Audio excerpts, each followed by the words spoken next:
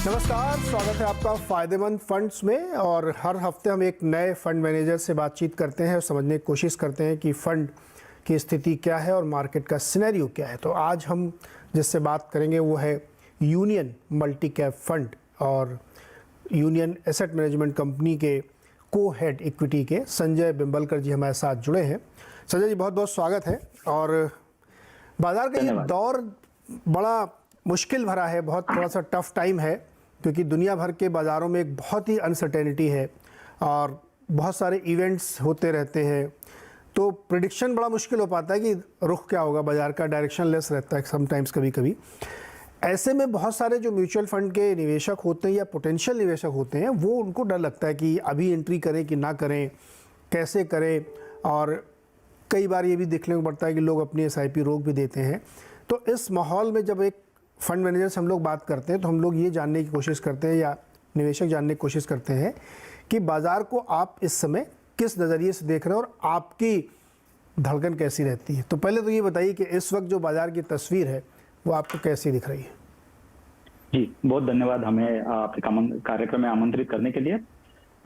आज का जो बाजार है उसको हम थोड़ा पीछे जाके एक दशक 2 दशक के हिसाब से यदि देखें तो लास्ट दशक में आपने देखा रहेगा कि मार्केट ने बहुत सारे चढ़ाव उतार देखे हुए हैं। Already we have gone through GST, demonetization, lot of framework has been happened. Government wants us to make India as a manufacturing powerhouse, right? तो आगे जाके हमें ये लगता है कि इंडिया की परिस्थिति आज जो लास्ट दशक में इंडिया ने जो किया है उस हिसाब से बहुत मजबूत स्थिति में इंडिया आज है। IMF ने ये बताया है कि we are 5th largest economy and also 9th fastest economy at the same time. So हमारी रफ्तार भी बहुत तेज है। तो हमें लगता है कि we are at a stage of a cyclical turn around at the moment.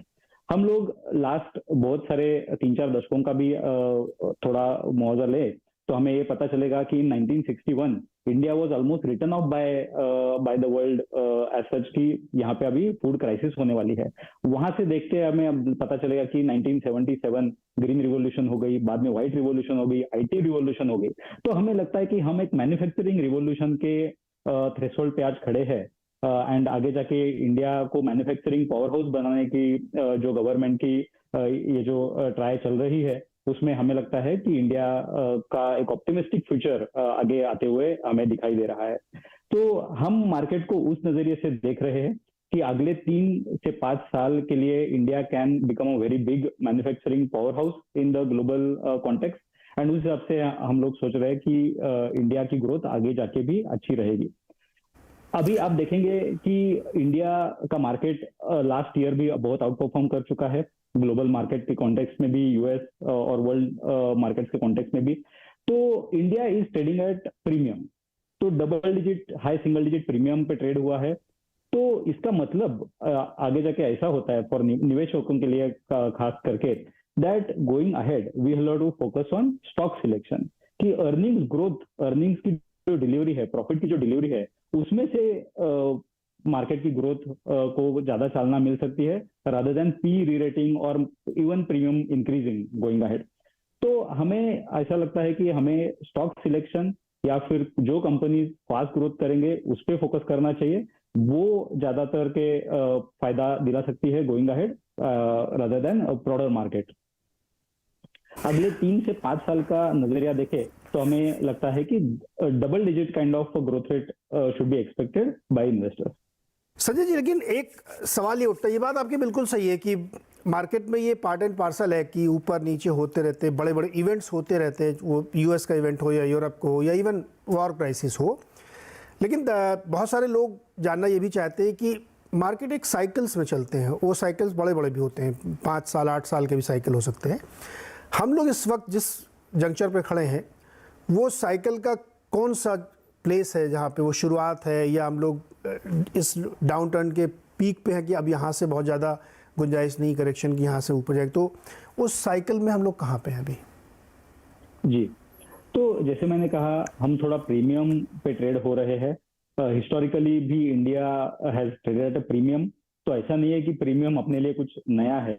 India because it is a fast growing economy हमेशा थोड़ा प्रीमियम डिजर्व करता रहा है and FIIs as well as domestic investors के लिए हमेशा उन्होंने प्रीमियम वैल्यूएशन दिया हुआ है।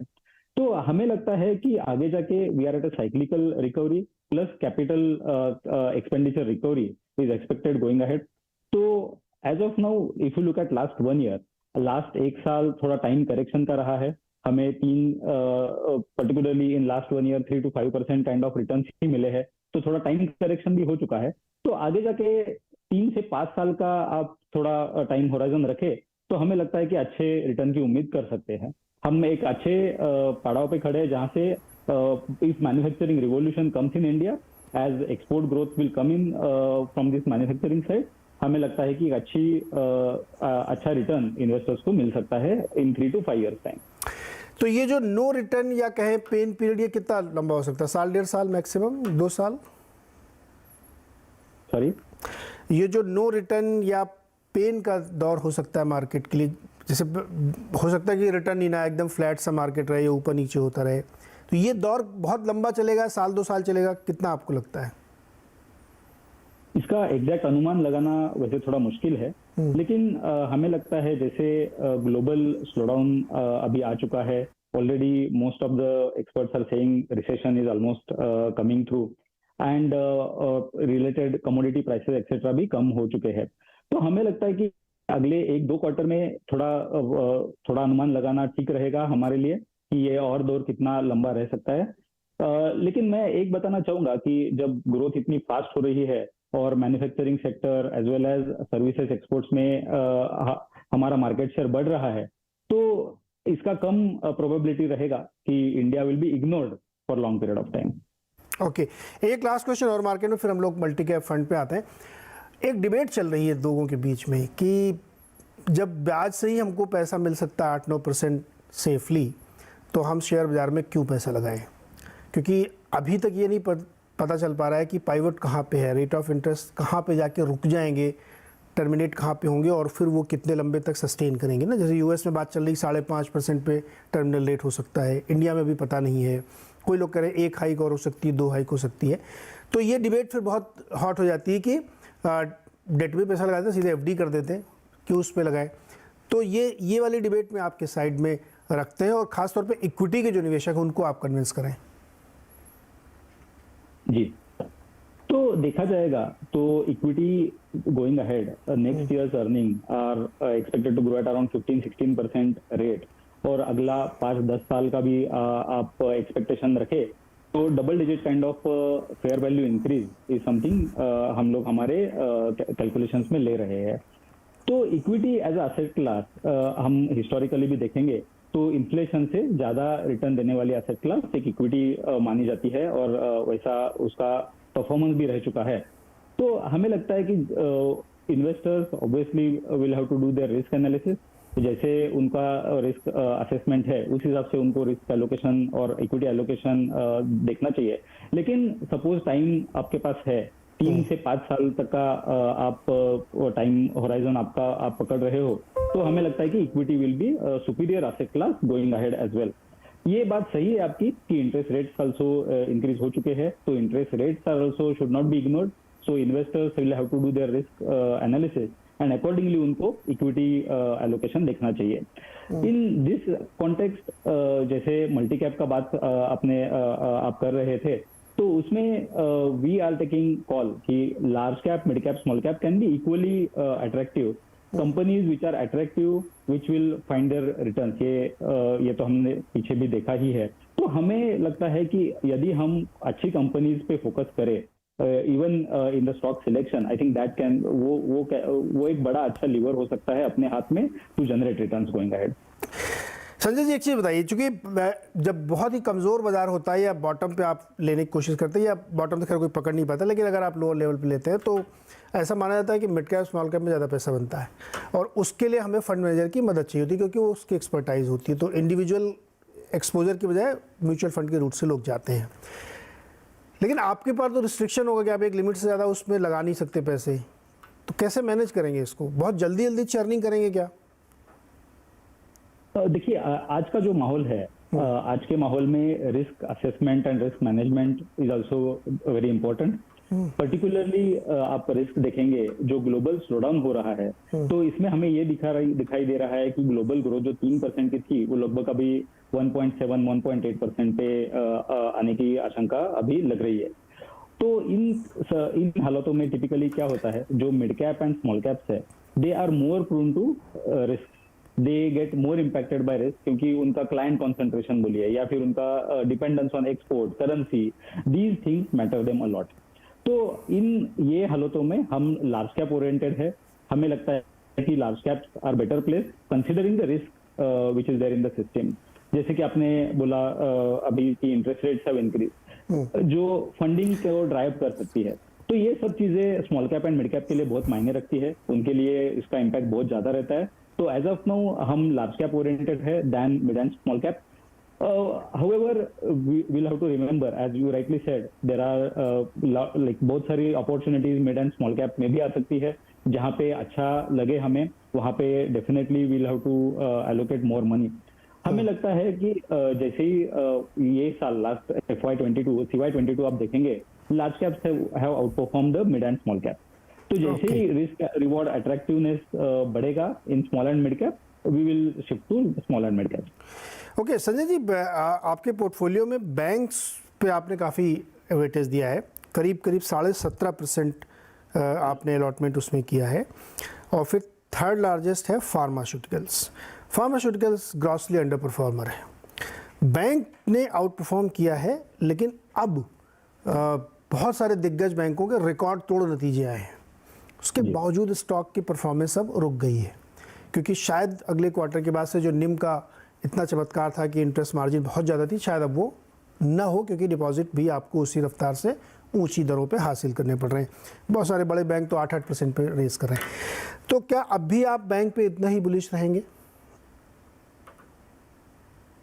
जी, तो जैसे अभी मैन्युफैक्चरिंग पावर हाउस जब बनाना है इंडिया को, एंड एक्सपोर्ट ओरिएंटेशन इंडिया का बढ़ रहा है, तो हमें लगता है कि फाइनेंसिंग एक बहुत महत्वपूर्ण भूमिका निभाएगी इसमें। पर्टिकुलरली अपने जो बैंक्स है लास्ट दशक में बहुत सारे रिफॉर्म्स के थ्रू गुजर चुके हैं। Let's say balance sheet has been made stronger, उन्होंने बहुत अच्छे तरीके से balance sheet and even covid जैसे हालातों को अच्छे तरीके से ऑलरेडी उसके थ्रू गए हैं। तो हमें लगता है कि going ahead banks will be at a better position. जब ये साइक्लिकल रिकवरी की जो बात होती है, तो उसमें typically financing increases over period of time, late it B consumer financing, late it B capital oriented financing, जो नए नए प्लांट्स आएंगे उनको कैपिटल की जरूरत होती है, जो वर्किंग कैपिटल रिक्वायरमेंट इंक्रीज होती है उनके उसमें फाइनेंसिंग की जरूरत होती है। तो banks which have already made their balance sheet stronger are in better position to get the growth going ahead. And जो मैं जब जैसे बात कर रहा था, आप पेनिट्रेशन ग्लोबली वर्सेस इंडिया का कंपेयर करेंगे, तो हर केस में आपको दिखेगा कि let it be credit card, home loan penetration, insurance penetration ले लीजिए, या फिर कोई भी बिजनेस का भी पेनिट्रेशन ले लीजिए, हमारे देश में वो penetration we are just at the start of this cycle. तो हमें लगता है कि अगला दशक इंडिया का, जो बहुत सारे लोग बोल रहे हैं इंडिया का दशक है, तो उसको फाइनेंसिंग एक मजबूत तरीके से पकड़ पाएगा।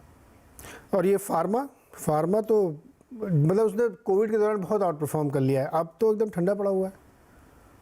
जी, तो फार्मा सेक्टर जैसे आपने सही तरीके से बताया कि ऑलरेडी कोविड में आउट परफॉर्म कर चुका था, and lot of price correction has also happened in pharma in last 6 to 12 months। तो पर्टिकुलरली फार्मा में आप देखेंगे हॉस्पिटल जैसे जो सेक्टर्स है, जहाँ पे अनऑर्गेनाइज्ड सेक्टर अभी ऑर्गेनाइज होता हुआ दिखाई दे रहा है, जहाँ पे profit pool is more becoming accessible to investors, जो निवेशकों के लिए पहले अवेलेबल ही नहीं था, अभी वो प्रॉफिट पूल भी अपने निवेशकों के लिए अवेलेबल है। तो वैसे सेक्टर्स में हम बहुत पॉजिटिव है। यहाँ पे लेंगे एक छोटा सा ब्रेक, और ब्रेक के बाद आके कुछ सेक्टर्स की चर्चा करेंगे, कुछ ऐसे सेक्टर्स की जहाँ पे या तो लोग दूरी बनाए हुए हैं या जिस पे कॉन्ट्रा बेट ले रहे हैं, उस पर बातचीत होगी ब्रेक के बाद।